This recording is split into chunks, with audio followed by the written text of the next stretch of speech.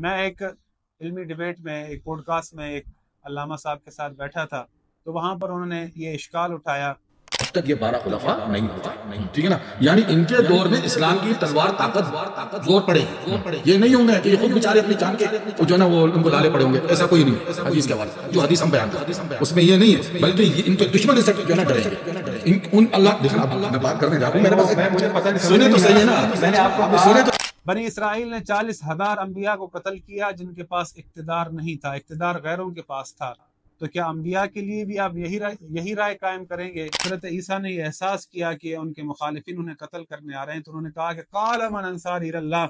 کون ہے مجھ عیسیٰ کا مددگار، کون ہے اللہ کا طرفدار؟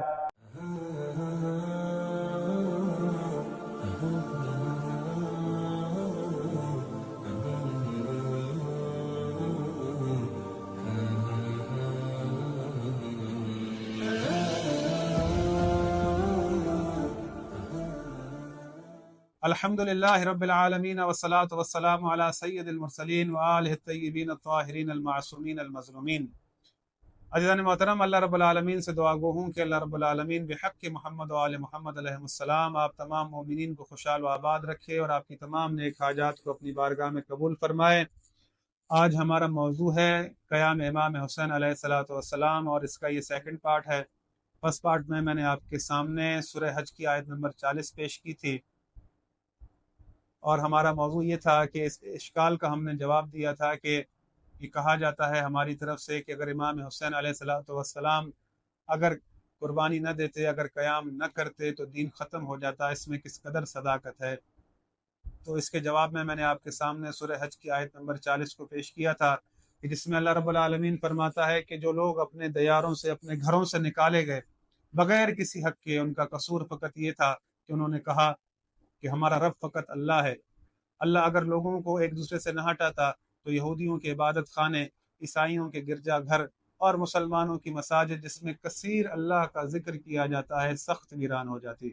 اور آیت کا آخری حصہ جس میں اللہ رب العالمین نے فرمایا کہ وَلَيَنْصُرَنَّ اللَّهَ مَن يَنْصُرُهُ، اللہ ضرور اس کی مدد کرے گا جس نے اللہ کی مدد کی ہے۔ عزیزان محترم، 1400 سال گزر گئے، امام حسین علیہ السلام نے اللہ کی مدد کی، اللہ کے دین کی مدد کی، اور کربلا کے میدان میں اپنے پورے کنبے کو لٹا دیا، تو اللہ رب العالمین نے بھی ان کی مدد کی۔ 1400 سال گزر چکے، ذکر کربلا آج بھی جاری ہے اور اس ذکر میں اضافہ ہوتا جا رہا ہے۔ جو لوگ چاہتے تھے کہ اس ذکر کو مٹا دیں، کربلا کی کہانی کو مٹا دیں، وہ آج فنا ہو چکے اور ان کا کوئی نام لینے والا نہیں۔ عزیزان محترم، سورہ محمد میں اللہ رب العالمین فرماتا ہے یا ایھا الذین آمنوا ان تنصروا اللہ ینصرکم ویثبت اقدامکم، کہ لوگوں جو ایمان لائے ہو، اگر تم اللہ کی مدد کرو گے تو وہ تمہاری مدد کرے گا اور تمہیں ثابت قدم رکھے گا۔ امام حسین علیہ السلام نے اللہ کی ایسی مدد کی کہ اپنے پورے کنبے کو کربلا کے میدان میں لے آئے، اور اس کنبے میں 6 ماہ کا حضرت علی اصغر بھی ہے، اور امام حسین علیہ السلام کا وہ جواں بیٹا بھی ہے کہ جو شبیہ ہے محمد مصطفیٰ صلی اللہ علیہ وآلہ وسلم ہے۔ امام حسین علیہ السلام اپنے حریم کو بھی کربلا کے میدان میں لے آئے جو ان کی بہنیں ہیں۔ عزیزان محترم، امام حسین علیہ السلام نے جیسی اللہ کی مدد کی ایسی مدد کوئی نہیں کر سکتا،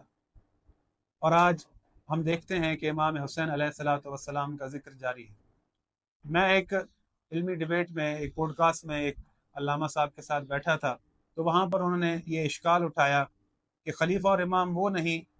کہ جس کو جان کے لالے پڑے ہوں، بلکہ خلیفہ امام وہ ہے جس کے پاس طاقت و اقتدار ہو۔ اب تک یہ 12 خلفاء نہیں ہو جائے، ٹھیک ہے نا؟ یعنی ان کے دور میں اسلام کی تلوار طاقت زور پڑے گی، یہ نہیں ہوں گے کہ یہ خود بیچارے اپنی جان کے جو ہے نا وہ ان کو لالے پڑے ہوں گے، ایسا کوئی نہیں ہے۔ حدیث کے حوالے جو حدیث ہم بیان کرتے ہیں اس میں یہ نہیں ہے، بلکہ یہ ان کے دشمن سے جو ہے نا ڈریں گے۔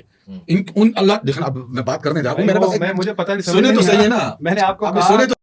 میں نے اس بات کا جواب دیا تھا، اس کا باقی حصہ نشر نہ ہو سکا، میں چاہتا ہوں کہ اسے آپ کے سامنے پیش کروں کہ جو اشکال اٹھایا گیا کہ خلیفہ امام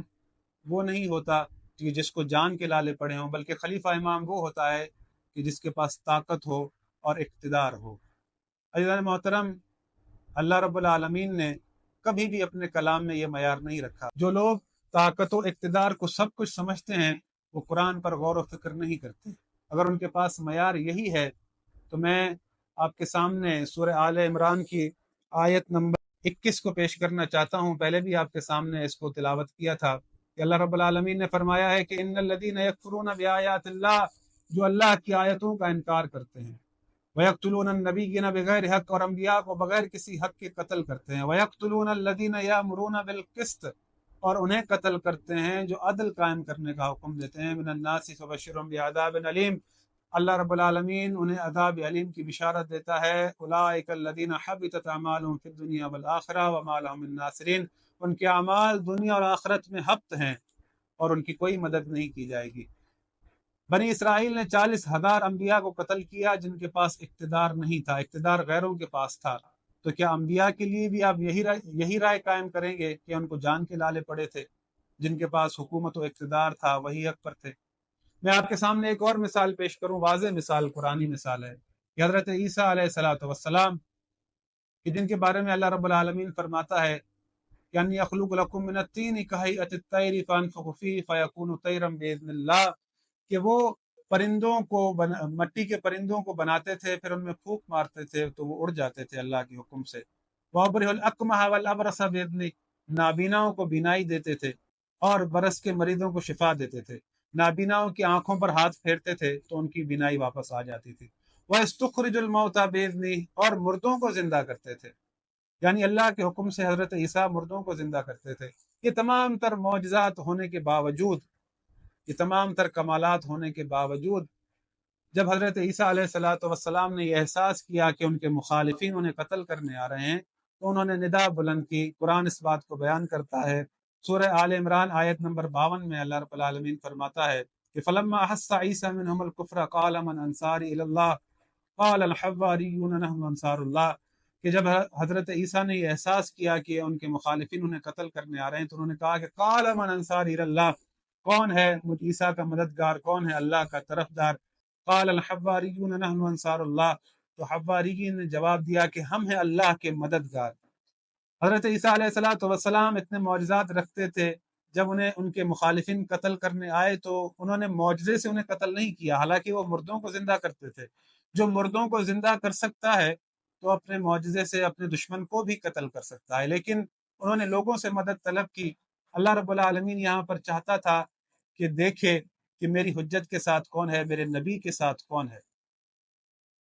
اللہ رب العالمین اگر چاہتا تو معجزے کے ذریعے حضرت عیسیٰ کے دشمنوں کو ختم کر سکتا تھا، لیکن اللہ رب العالمین نے چاہا، حضرت عیسیٰ نے چاہا کہ وہ دیکھیں کہ ان کے مددگار کون ہیں، ان کے طرفدار کون ہیں۔ اسی طرح امام حسین علیہ السلام نے اگر کربلا میں یہ کہا کہ حل من ناصر ینصرنا، کہ کون ہے ہمارا مددگار، تو امام حسین علیہ السلام بھی یہ دیکھنا چاہتے تھے کون ہے اللہ کا طرفدار۔ اللہ یہ دیکھنا چاہتا تھا کہ میرے حسین کے ساتھ کون ہے، میری حجت کا مددگار کون ہے۔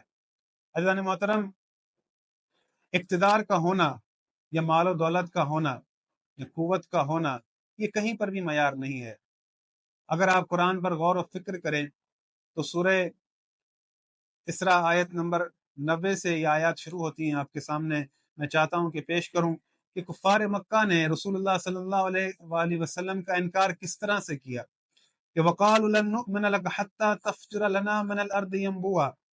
کہنے لگے کہ ہم تم پر ایمان نہیں لائیں گے کہ جب تک عجیب و غریب چیزیں ہمارے سامنے پیش نہ کرو یا ہمارے سامنے چشموں کو جاری نہ کرو۔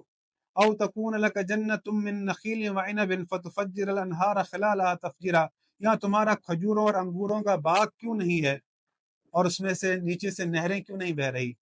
او تسقط السماء كما زعمت علینا کسفا وتأتی باللہ والملائکۃ قبیلا،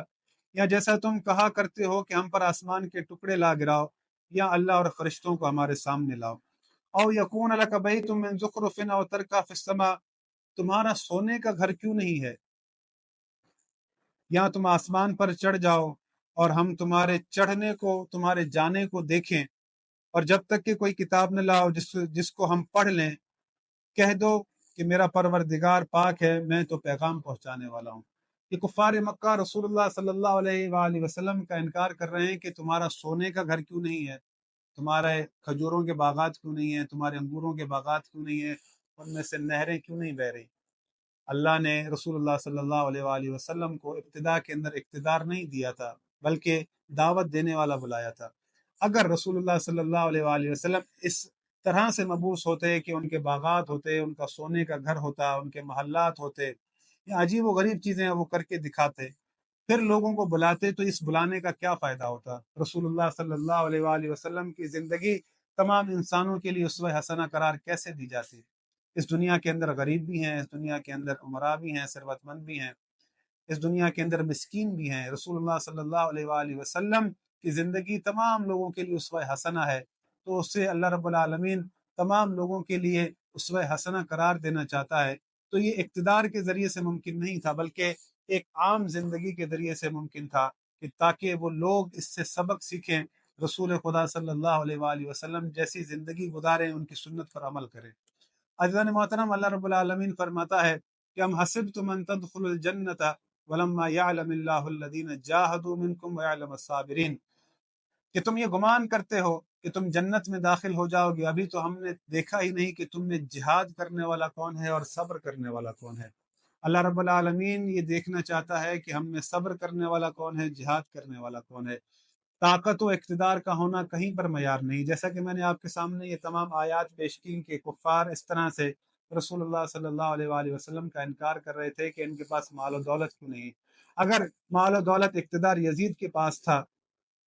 امام حسین علیہ الصلوۃ والسلام کے پاس نہیں تھا، تو اس کا قطعاً مقصد یہ نہیں ہے کہ امام حسین امام یا خلیفۃ اللہ فی الارض نہیں ہے۔ جس کے پاس تسلط ہے، جس کے پاس اقتدار ہے، وہ خلیفۃ اللہ بھی ہے، وہ امام ہے، ایسا نہیں ہے۔ وہ جس طریقے سے آیا ہے، غاصب طریقے سے اس نے آ کے اس مسند کو غصب کیا ہے۔ اللہ رب العالمین یہ چاہتا ہے کہ تم میری حجت کو پہچانو، اس کی مدد کرو، اس کے ساتھ کھڑے ہو۔ اگر یزید اللہ کی طرف سے ہوتا تو آج اس کا ذکر ہو رہا ہوتا، امام حسین علیہ الصلوۃ والسلام کا ذکر نہ ہو رہا ہوتا۔ دنیا کے اندر یزید نے اور اس کے بعد آنے والے جو سلاطین دنیا تھے، انہوں نے پوری کوشش کی کہ ذکر امام حسین علیہ الصلوۃ والسلام کو مٹائیں، لیکن امام حسین علیہ الصلوۃ والسلام کا ذکر مٹ نہ سکا، بلکہ آج بھی جاری ہے۔ اللہ رب العالمین تمام انسانوں سے یہ چاہتا ہے، سورہ توبہ کی آیت نمبر 119 ہے، یا ایھا الذین آمنوا اتقوا اللہ وکونوا مع الصادقین، اے لوگو جو ایمان لائے ہو، اللہ سے ڈرو اور سچوں کے ساتھ جڑ جاؤ، سچوں کے ہو جاؤ۔ اگر اللہ رب العالمین نے یہ فرمایا ہے کہ اے لوگو جو ایمان لائے ہو، اللہ سے ڈرو، سچوں کے ساتھ جڑ جاؤ، اول اس آیت کا مصداق امام رضا علیہ الصلوۃ والسلام فرماتے ہیں اس آیت کی تفسیر میں کہ یہ آیت امیر المومنین علی علیہ الصلوۃ والسلام کے لیے اتری اور ان کے بعد آنے والے ائمہ معصومین علیہم السلام کے لیے ہے۔ جب امام حسین علیہ الصلوۃ والسلام موجود تھے اور ان کے سامنے یزید تھا، اگر ہم اس وقت اس آیت کو پڑھتے، یا ایھا الذین آمنوا اتقوا اللہ وکونوا مع الصادقین، اے لوگوں جو ایمان لائے ہو، اللہ سے ڈرو اور سچوں کے ساتھ جڑ جاؤ، تو اس کا اس وقت مصداق یزید نہیں تھا، بلکہ امام حسین علیہ الصلوۃ والسلام تھے۔ جب امام حسن کا زمانہ تھا تو اس وقت اگر کوئی اس آیت کا مصداق تھا تو وہ امام حسن تھے۔ جب امیر المومنین تھے، اگر اس وقت اس آیت کا کوئی مصداق تھا تو وہ امیر المومنین علی ابن ابی طالب علیہ الصلوۃ والسلام تھے۔ اللہ رب العالمین یہ چاہتا ہے کہ تم سچوں کے ساتھ جڑ جاؤ۔ اب وہ ہم سے یہ کہہ رہا ہے کہ تم سچوں کے ساتھ جڑ جاؤ، ہمیں کیسے پتہ چلے کہ سچا کون ہے؟ اگر کوئی دعویٰ کرے میں سچا ہوں تو اس بات کو ہم کیسے سمجھیں گے کہ واقعی جس کا اللہ نے حکم دیا ہے جڑنے کا یہ وہی ہے؟ اللہ رب العالمین نے قیامت تک کے انسانوں کے لیے وہ صادقین، وہ سچے دکھا دیے مباہلہ کے میدان میں، کہ جب